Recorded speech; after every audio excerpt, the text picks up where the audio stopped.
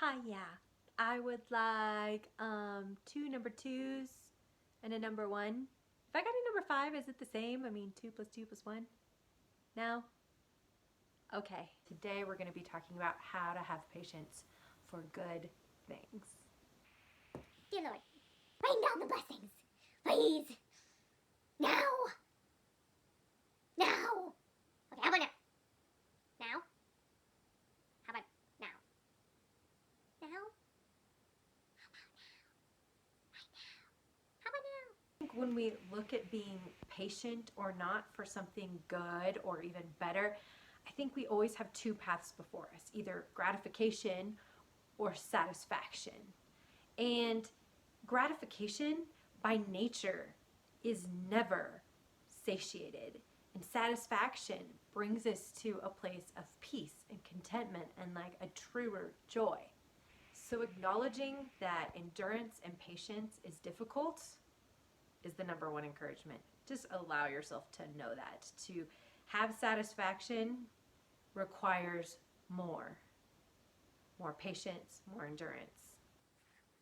How about now? Anytime. Now would be great. Okay. Now. Now would be really nice. One of the most powerful things is to decide that right now, this waiting period, you don't know how long this will last, this waiting period, it is not wasted. By nature, it is teaching you and molding you and getting you ready. And you have a God who listens to your prayers. And even if you look around and nothing's happening, it's okay. Because it will not be wasted. Before I die. Before I'm 100 years old. Choose to view the waiting not as a place that you are stuck, that is wasting time, but instead as an opportunity. Try to think of it as like, what, God, do you want me to learn right now? Look around and say, what is the good in front of me, near me, tangible at this moment? When thinking about this topic, I couldn't stop thinking about the classic biblical story of the loaves and the fishes. I started thinking about how this little boy, the only one of thousands of people that has any food, and he has 2 fish and 5 loaves in a basket. And I was thinking, it must have been so difficult to hand that basket over to Jesus. Because at least I have this meal. At least I have control. But he handed it over. And if he hadn't handed that over, he wouldn't have gotten to experience that miracle. And did that little boy get to eat to his satisfaction that day? Absolutely. But I often think, like, what was that like? What was that moment of like handing over his basket of food, the only food that there is? And like, are the disciples going to eat it? Is Jesus going to eat it? Is he going to get to eat? What an interesting moment that must have been.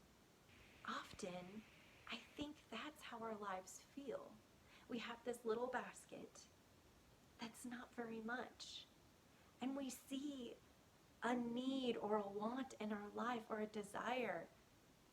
And we don't know how to get from this little basket to all this. And we know that we are insufficient. We know that what we hold is insufficient. So maybe in that basket, for the purpose of this analogy, we can say that that is your abilities and your skills and the environment you're in and all the pieces that make up you and your life. Even sometimes your dreams, they all sit in this little basket. And you get a choice. Like the little boy did, he could have had gratification and just consumed it. But instead, he chose to give it to Jesus. And as I watch Jesus in this story, he started with thankfulness, not with the miracle.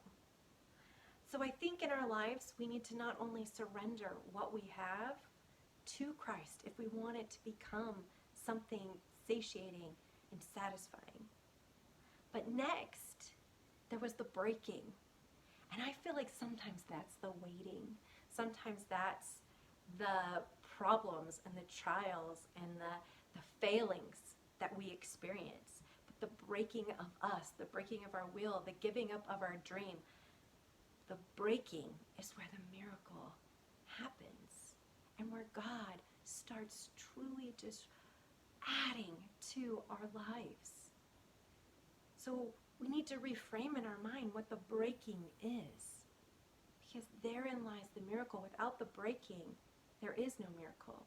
Without Jesus breaking his body for us, there was no salvation. The breaking was the miracle. The breaking was the goodness of grace of God. I think when you come back to those two paths of gratification or satisfaction, we don't see it at first, but it influences and affects those around us too. That when we offer something to God fully and he uses it, it feeds everyone. It feeds everyone in our lives. But if we just hold it tight and keep it to ourselves, we rob ourselves and others of that. And that's not very satisfying, I think. When you have experience, when you have been full of faith, or you've watched something that you thought could never work out, or when you see good things in your life that used to not be there, or that you waited for, or that you broke for, or you felt were going to break you, now you can see more clearly this picture. And so God tells us to remember and to speak of those things to each other. And it fills you with strength. That experience fills you with more faith, because you can remember another time where you waited and God did something good whilst you were unaware. And now that you look back, you can see it. Because what is insufficient to us isn't to God. But we need to surrender it for our good, for those around us. And it helps us to be patient for the really good things. Or we could hold on tightly. We could become so afraid that if we let go or if we wait too long, things will pass us by that will waste away. And we'll never find satisfaction. We will always be dissatisfied. We will always be wanting more and never having enough. Maybe. Then again, maybe not. Okay, God. Anytime. Right now would be good. Could you just smite me with it? Smite me! Smite me!